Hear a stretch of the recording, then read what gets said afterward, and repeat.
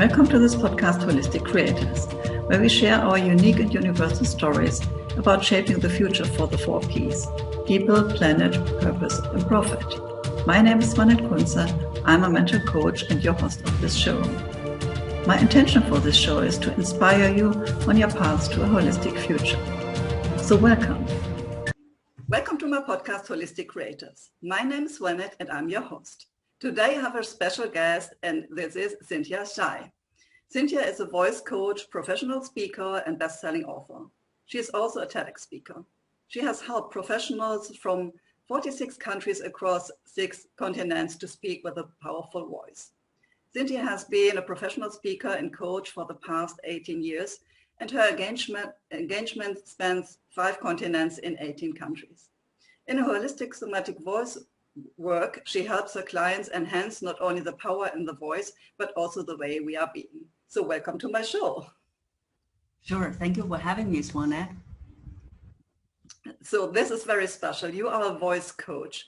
I think the voice is really important about expressing ourselves. Can you give me a little bit of information? What is the connection between the voice and the being? Yes, because you see, the voice reflects everything about us. Most people are not aware. They thought that, oh, the voice is only a tool for communicating information. But the voice reflects our mental, emotional, physical, and even spiritual state. So that's why when we listen to the voice, we can hear so much where you are, who you are, or who you have been. And from the voice, we can also unlock that who you could become. So that's where the connection is from the voice and the being. And that's also the reason sometimes when I talk about that people don't want to talk to me anymore. They said, now you can hear everything about me. Yeah, but this is totally interesting. So I will go on with the interview, and I'm curious to understand more about that. Yes. So what I get is that, of course, with the voice we have and the way we speak, we have a kind of vibration that expresses more than just the words we speak. Yes. Yeah? So right. What else comes? You said it is about the personality, also about the spiritual status. Yes. How can you understand this? So how can you figure out this? Yes. So one thing is we look at where the voice is from. So where the voice is from, meaning that where is it from in your body? For most people, they'll be speaking with a voice that's coming from here, which is in the head. So if it's coming from the head, then you are disconnected with the rest of your body. So when you are disconnected with the rest of your body, you're not connected fully with yourself. And then how would you expect that you connect with other people? So that's why we see a lot of people nowadays, they are preoccupied when you're talking to them. It's because that they are disconnected from themselves. So that's one thing we can see, which is where is the voice from? And the other one, of course, is the breath. The breath has so much we can talk about, like whether you're breathing deeply, shallowly, how much breath you're breathing in or out, how much breath you are using, and how you're using breath. There's so much we can tell from the way you use your breath as well. Okay, so I understand. If someone only speaks like nee, nee, nee, nee, nee, comes from here, even if the tonality is very high, perhaps, this says something about who they are and how they are connected to their body, or even not connected. So what are the different ways that we can speak, like being only in the head and or going deeper? Where can we kind of create our sound or our voice? Yes. So if you go to those rural areas, that you will find people as if that their sound is coming from the body. They are also speaking with a voice that's much more relaxed. They are speaking slowly as well. So one of the reasons most people are speaking from the head is because of this competitive environment we're living in. And to change that, one thing is to learn how to relax, where most people, they don't. So everyone who lives in big cities, they are so tensed up, they are so stressed out. So that's one thing we need to learn, which is how to relax. And some of my clients, they will take months to learn how to relax. So that's one. And then two is you're also going to learn how to not just project your voice coming from here, but how to use your whole body to project the voice.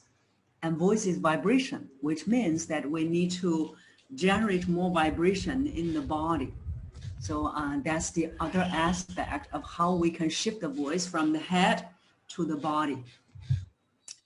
Okay, how can I do that? Okay, meditation, I can understand that I can relax with that, for example, or doing yoga or things that brings me down so that I get more relaxed and more calm. But what can I do that I can bring up my whole body into this voice? Can you give me an example, or an exercise? How can I do that? So there are quite a few very simple exercises people can do. They are so simple that people doubt whether they will work. That's the other problem of our society, which is that we think, oh, it's so simple, couldn't be that simple. So the first exercise people can do is to make a sigh, just to sigh, like, So when we are doing the sigh, one is that you're releasing the tension. Two is when you are sighing, your head is not getting in the way of your voice projection. Because a lot of times I realize in my clients, they are trying to use their head to project the voice, which is not going to happen. So when we do the sigh, you see, the sound is also starting to go down.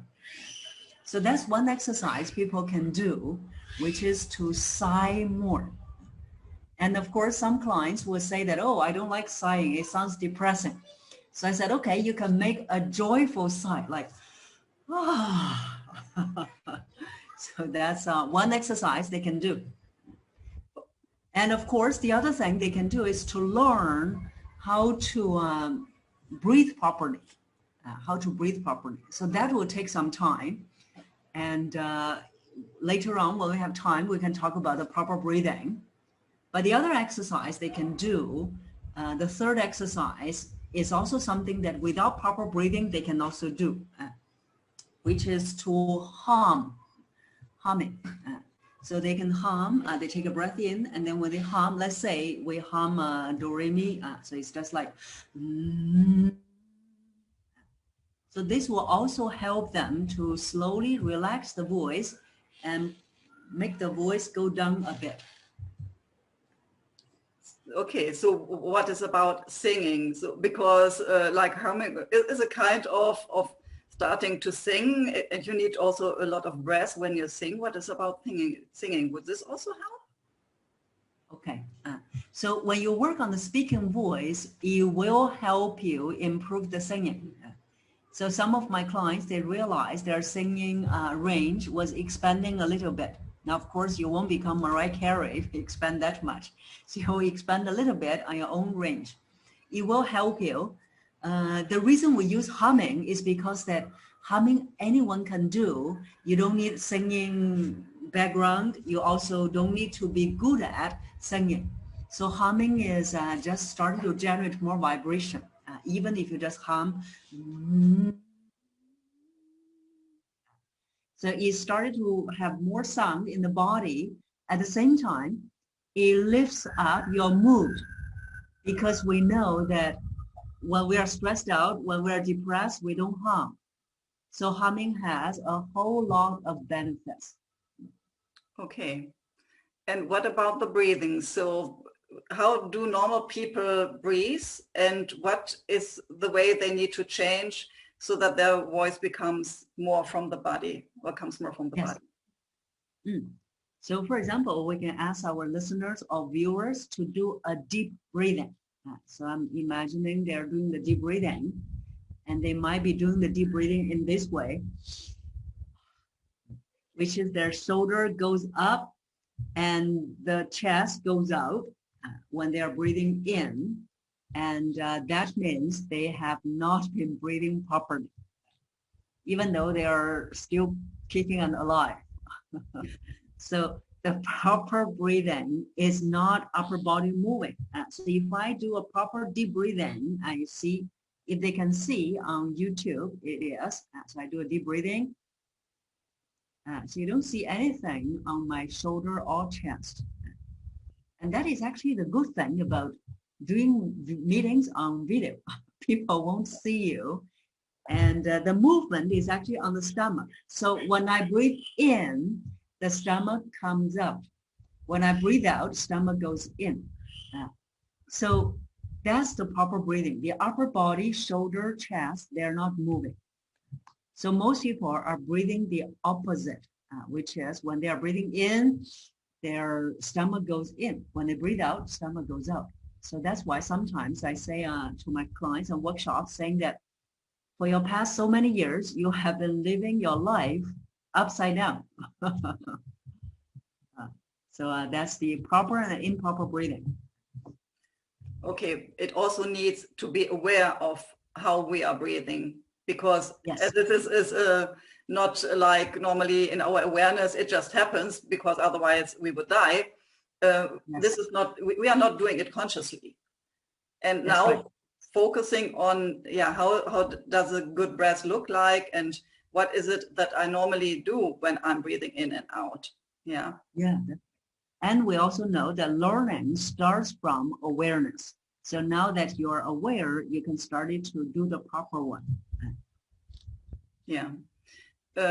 Coming back to the voice, what kind of difference does it make if someone has a very high or very low voice, or does it even make a difference? Yes. So there are many researchers have shown that when we have a deeper voice, people tend to relate to a deeper voice with authority, trustworthiness, credibility, even other things like this person might be able to, if it's a woman or a man, they are able to produce more kids.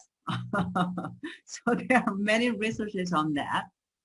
So my clients, they came to me, they said, okay, I want to have a deep voice. So I always say that the purpose is not to have a deep voice. The purpose is to have a full voice. A full voice is a voice that's coming from the body. For most people, when they have developed their full voice, the pitch will go a little bit deeper. And so on the contrary, that for the higher pitched voice, people tend to see them as not grounded, not confident, just not trustworthy enough. So I think that's probably has to do with the Stone Ages. So we feel that we listen to those voices whose pitch is deeper. It gives us a sense of security. Yeah, okay. And I think this has a huge impact if you have a job that is depending on your own personality. So yes. Do you see that also, like the environment or the people around this client do change when they do the work with you? Yes. Because as we mentioned, that we are changing the voice where you're making the voice coming from. So if the voice is coming from the throat, then the pitch is higher. And then when it comes from the body, the pitch will go deeper. So the analogy I often use is like a violin and cello. So violin has a bigger box. And now when we use our body to project the voice, the body has a bigger box. So the bigger box will modulate your overall pitch range. So the voice will change. Okay. But it won't change who you are. It will help you become a better version of yourself. Okay. So now, as I understand, the voice gets more volume because it comes out of my body, yes. and the pitch goes down. People also understand that I change myself and I change also my personality with this. How Yes. does my personality change when I come more from this kind of volume in my voice? So it depends on what your biggest struggle is.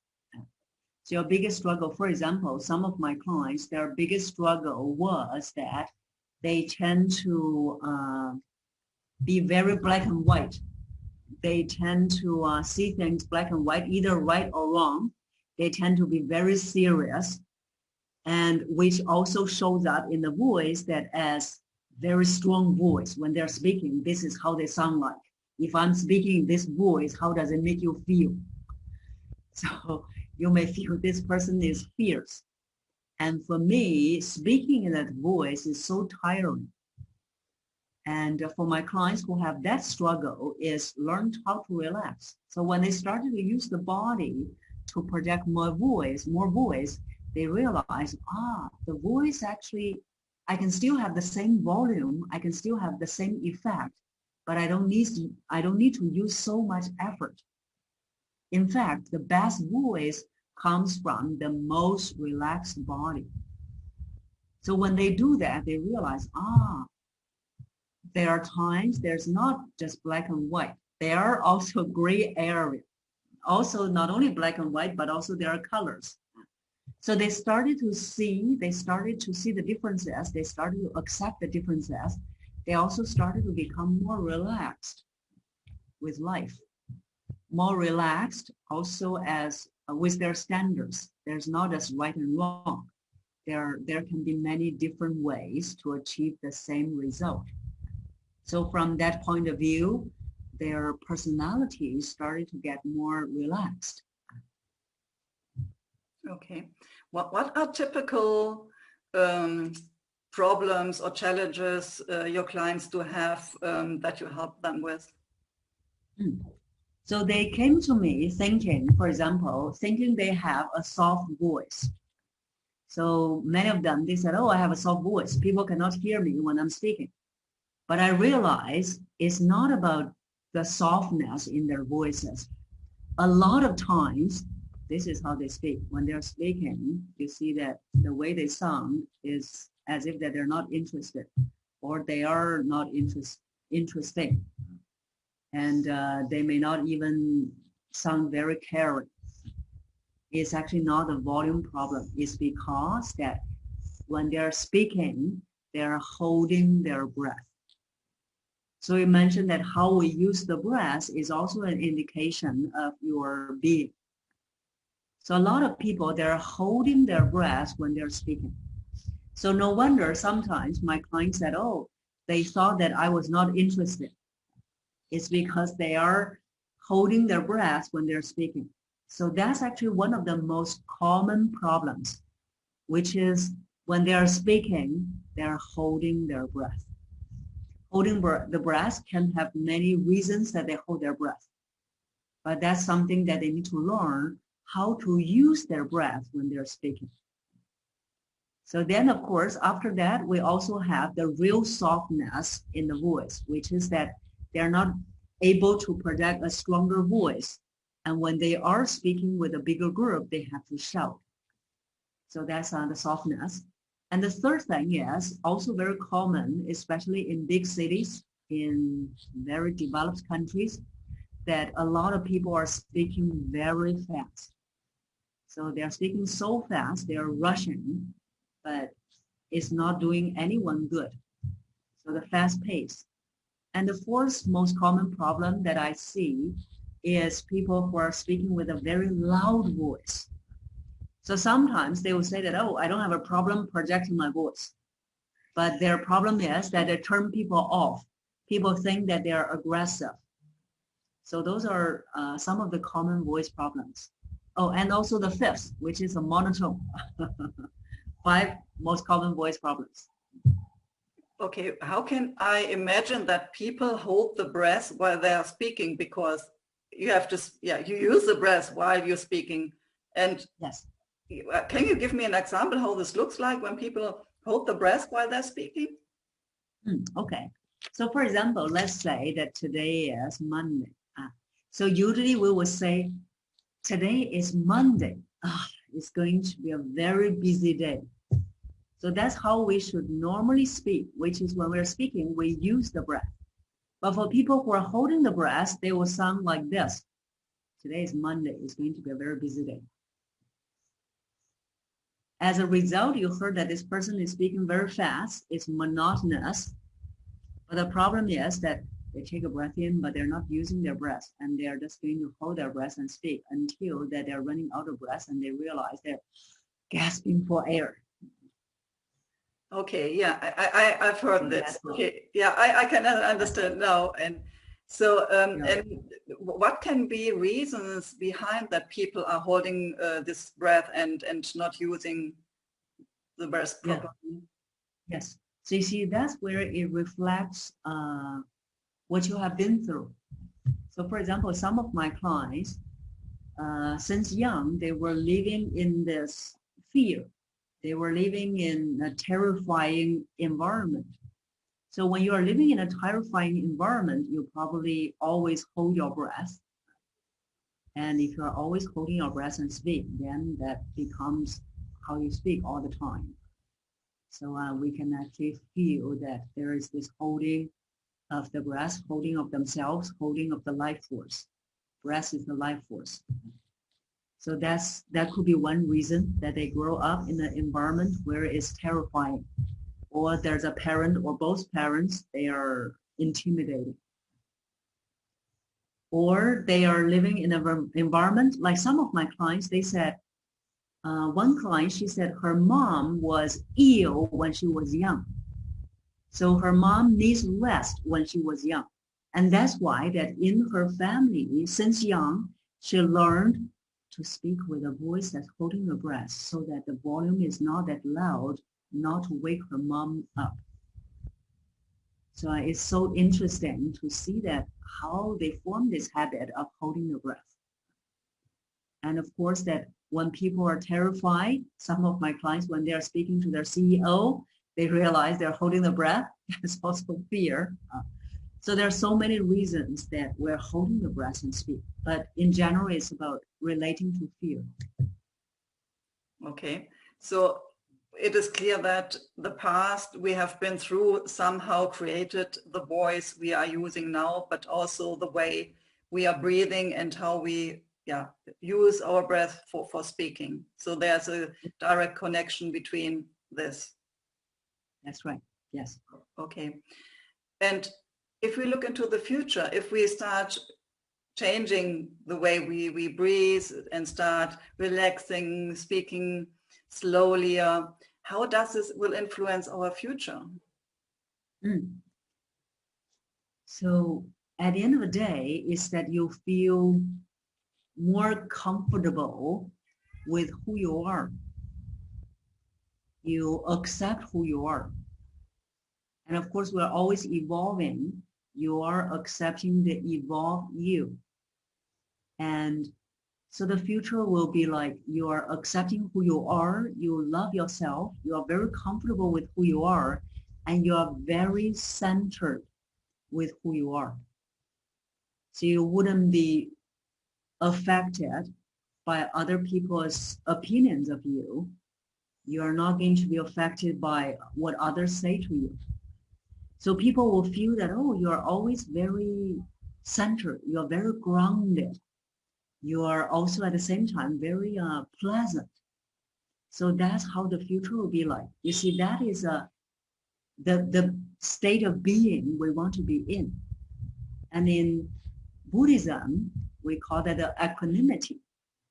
So you are staying centered into a place with who you are and not being affected by all this noise, all the chaos around you. Okay. And you also spoke about like the spiritual growth. How is voice connected to spirituality? So like just now, we are talking about the equanimity. So equanimity, be it Buddhism or other spiritual practices, it is one of the traits that we want to develop. So this equanimity is that you are staying centered with who you are. And voice can help you do that, which is whether you're holding your breath, or for my clients who sound so aggressive, they use too much breath when they're speaking. So like what I'm demonstrating. And when you're using too much breath, you're also not grounded and you're intimidating. You are intimidate people off. So instead, we want to find this place that's centered, grounded, that accepts all and including yourself. So that's where from the voice, we can develop not only our state of being, but also on our spiritual journey to develop ourselves. Okay. Is there any connection like the way we speak and the vibration we create with this frequency in our body and how we open up to spirituality? Can you see that? Yes. Something, yeah? Yeah. So you see, just now we were saying that if you are speaking with a voice that's coming from the head, first of all, whoever is listening, they feel irritated. So they feel that, this voice is making me having goosebumps. Or I just don't want to listen. It's so irritating to the ear because that vibration is not in the vibration that's harmonic. So that's not making people feel comfortable physically, mentally, emotionally. So when we are developing the vibration in the body, like the cello, so we notice that cello has a overall deeper range.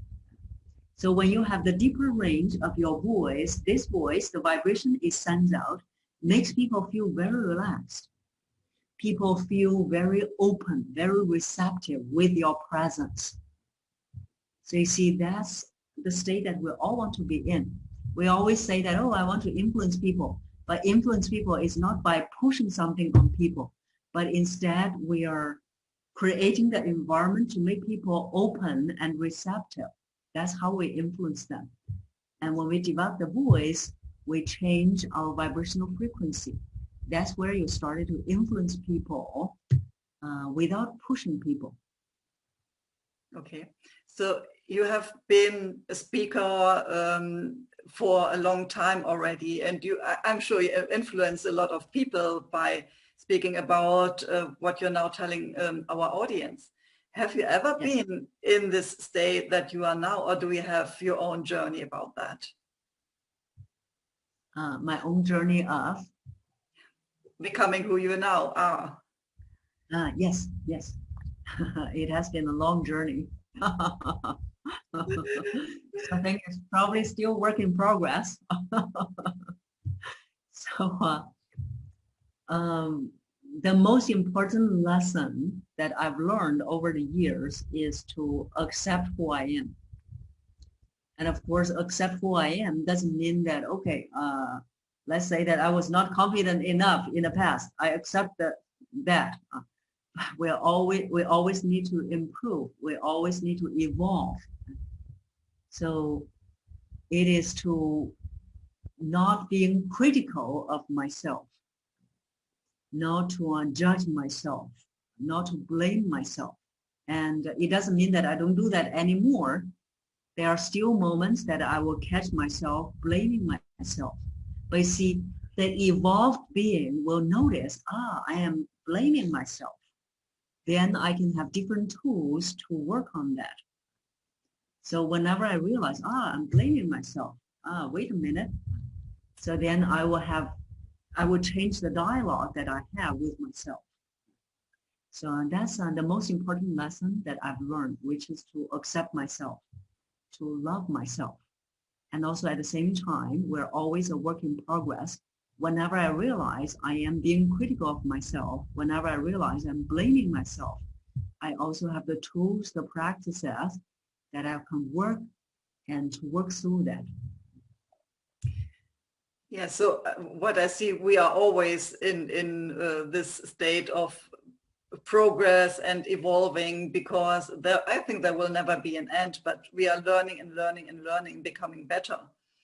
Yes. What about when I go a little bit more into your past? What have you done before you became this voice coach? So give me some more details about the steps you made in your life. So my very first job when I graduated, I was in human resources.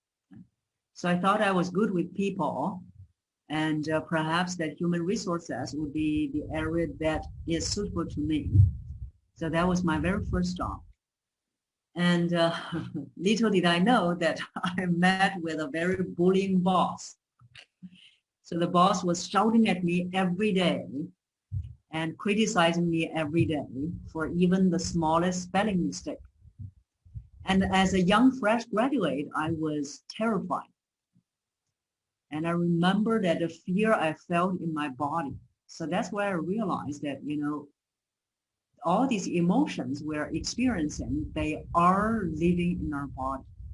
So I remember the fear in my body and also the chest tightness. So that was my very first job. I did about less than 2 years and then quit. Realized that I needed to work on my assertiveness. Suggested by my best friend. She said, you need to work on assertiveness. So then I went on a journey to work on my assertiveness.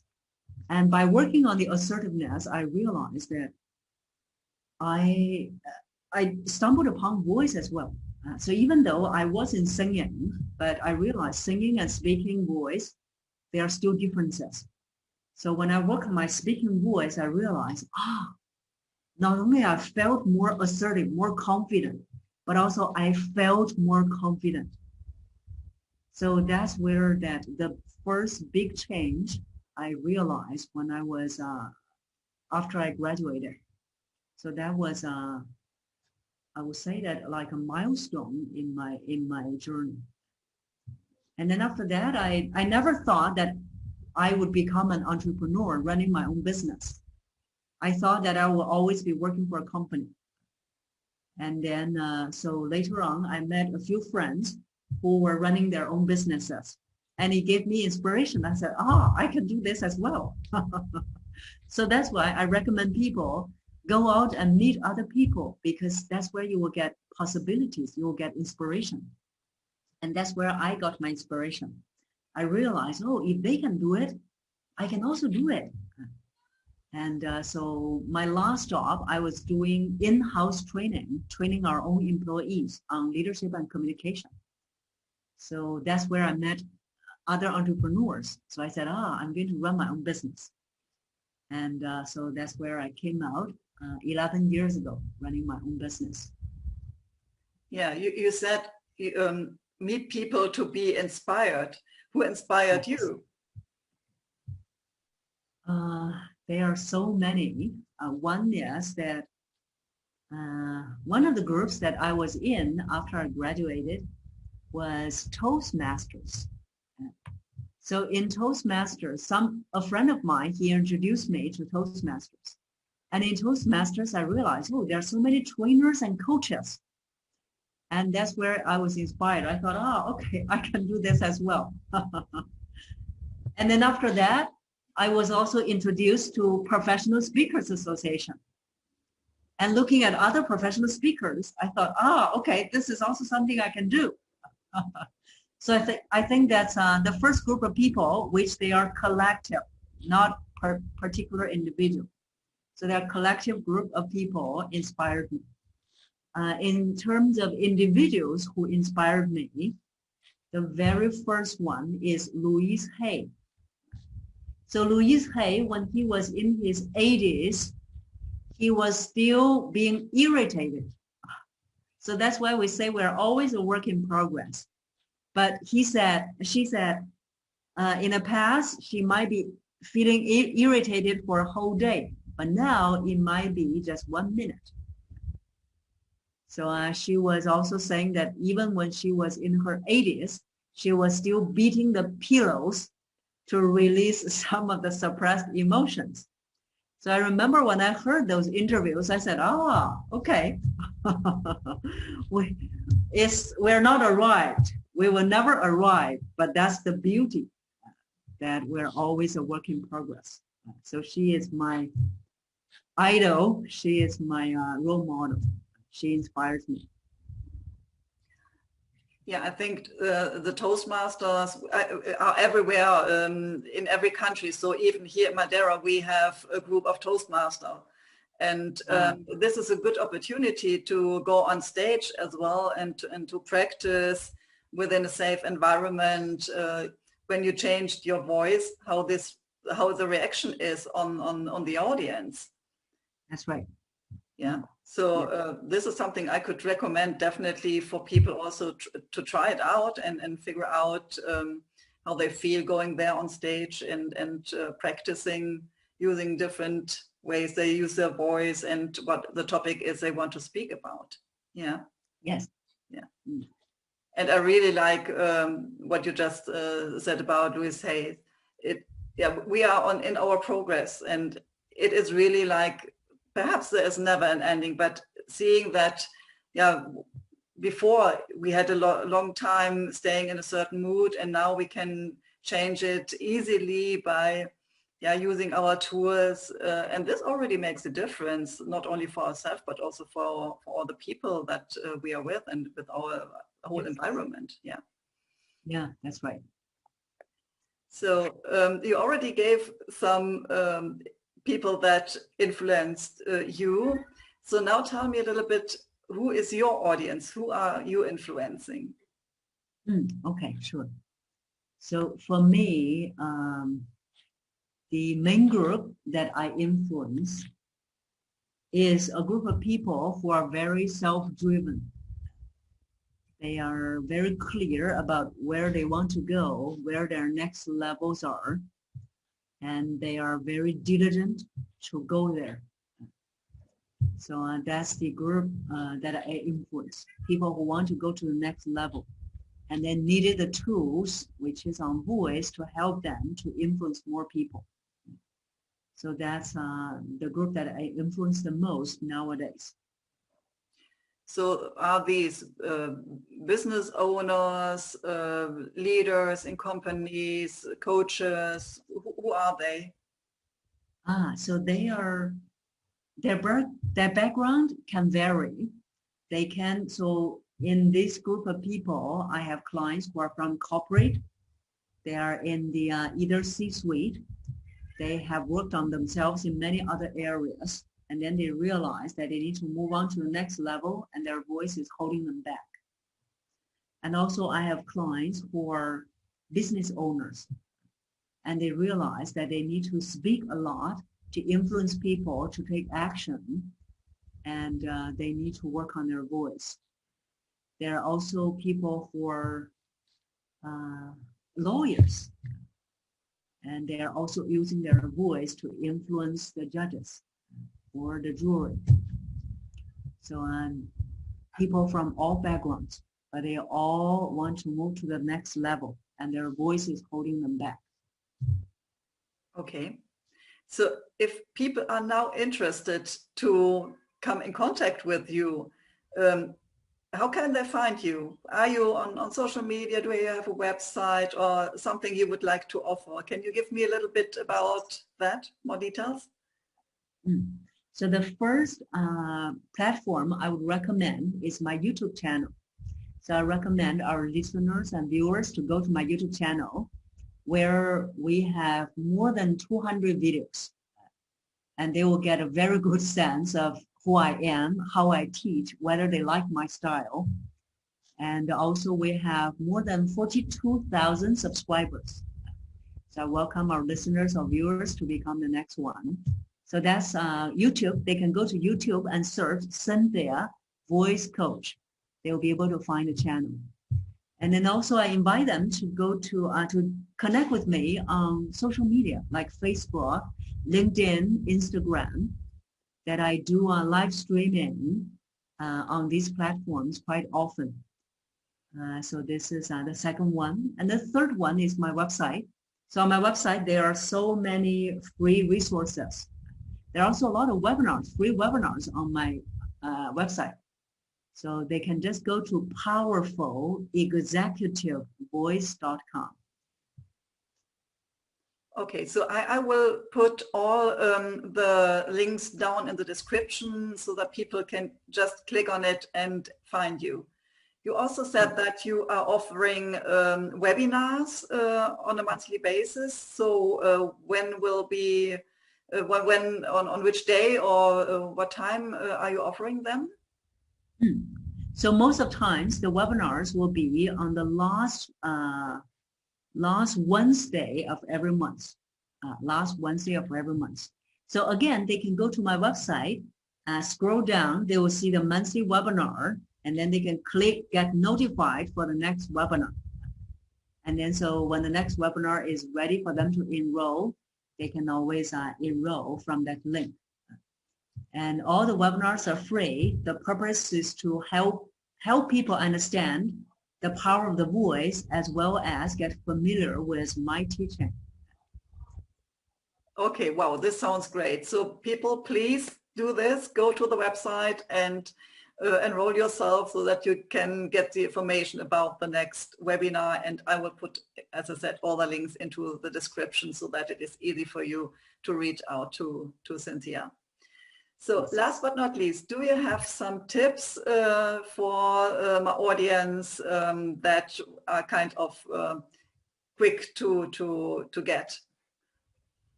Okay. So one thing we mentioned is sighing. So I would recommend our listeners and viewers every time before they speak, especially when they're nervous, they can make a joyful sigh. So joyful sigh, we take a breath in and then we just do